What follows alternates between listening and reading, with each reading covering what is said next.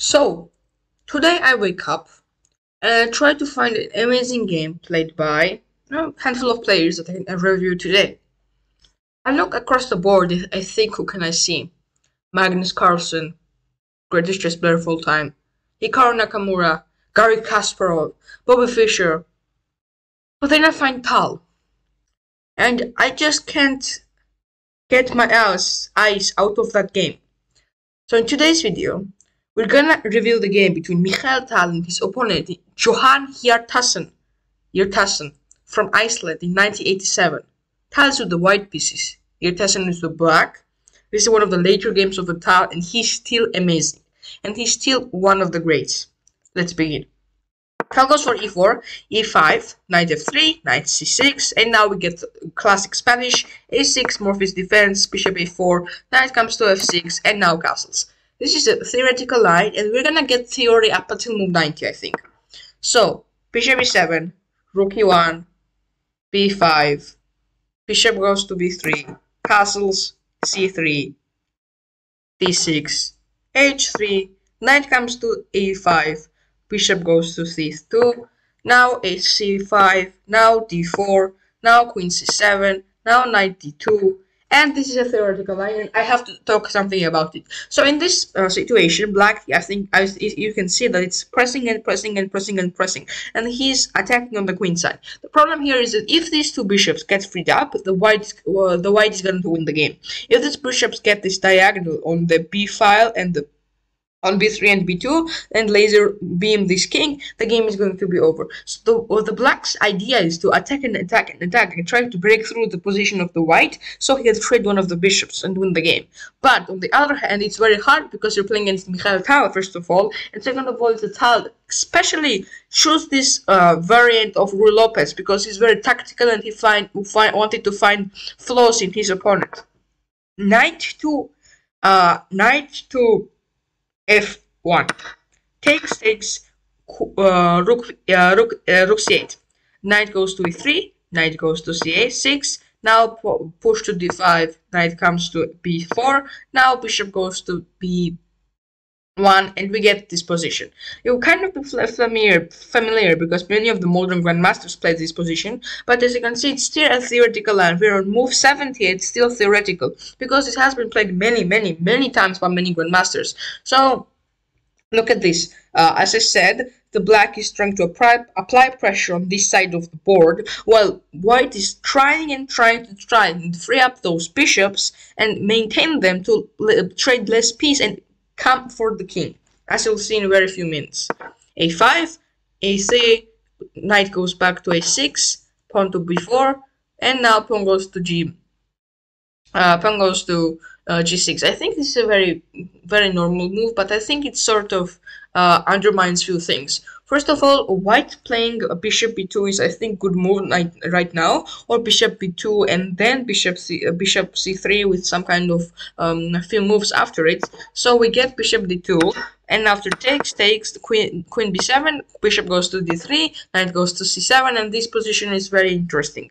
So in this position, black tries to reroute this knight, probably on the e2 square or h5 square or something like this. This knight also isn't very well placed because you want to free up the space for f5 pawn. After knight c2, we get this maneuvering, and now Tal plays a little bit of inaccuracy, but it's still a normal move, connecting the rooks and playing here. But after rook takes a1, what do you think Tal took with? Well, I would suggest, as a 1500 normal player, that you should take with the rook and get free of an open line here. Well, this is why I'm 1500, and this is why Mikhail Tal is one of the greatest chess players of all time. He takes with the knight, underdeveloping, and the best move in the position. And now, another great move by his opponent. By opponent, Hjartarson, or Hjartarson, that is playing against him, is playing amazing chess. He plays the best moves, I have to say. He hasn't been in inaccuracy for a very long time. Bishop goes to h6, great move by Tal, and knight goes to g7. His first inaccuracy played by Yurtasun, and only one move keeps the advantage for Tal, and Tal obviously finds it, and it's one of the great moves. Knight b3, using the knight to come and attack and fighting on this a5 square that can attack the queen here. A5 square is very pivotal here. f4, knight goes to a5, queen goes to b6, and rook c1. After rook c1, rook a8 is played by rook a8 played by Yurtasun. Queen c6, queen c2, and knight goes back to e8. So after this all rerouting, Tal continues to apply the pressure, and he has a significant advantage here because of what I said. These bishops are free. This bishop is free, even though it's boxed in with the pawns. He's out. He can sacrifice the pawn to get out and attack the queen. Look at this. If g3 is played here, and you take, you can come with the bishop on this e3 square. Yeah, it's very dangerous for black. Bishop to f6, another great move by Yurtasun, and knight goes to c6, very normal move. Knight to h5. Now things get to be interesting.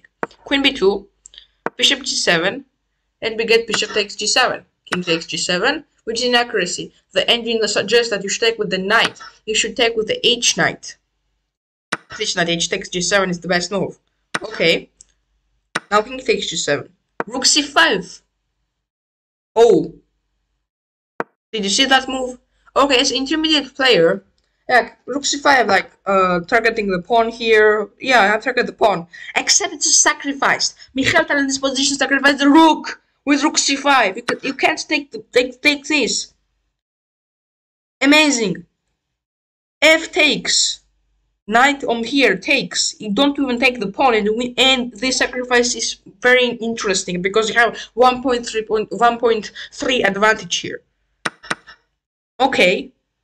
Does Yurtasun see this? Of course he sees this. He's the grandmaster. I mean, he plays queen a3. Queen a6, sorry. Now the pawn hangs. Tal has advantage. What you do in the position? Knight c7, attacking the rook. Well, wait for this move. Rook b8, sacrificing the bishop. Sacrificing the bishop. And now Yurtasun doesn't do anything. He takes the bishop, which is the best move. Brilliant move, sacrificing the knight and the rook here. But you can't take the rook. Knight takes d3 check and you win the rook back. Knight takes d7 check and you win the rook back. Queen d1 check. King h2. Rook comes to a1, threatening this. Checkmate. Knight g4. King f7. Knight h6 check. King e7. Knight g8 check. Opponent resigns. The grandmaster from Iceland resigns. On the move 43 after knight g8 check, because you have only one square to go to, and that square is going to get taken by the move knight g5. There is no piece that is close to you. There's only two knights and the rook and the queen. That is not even close. This is the brilliancy of Mikhail Tal. Thank you for watching. Goodbye.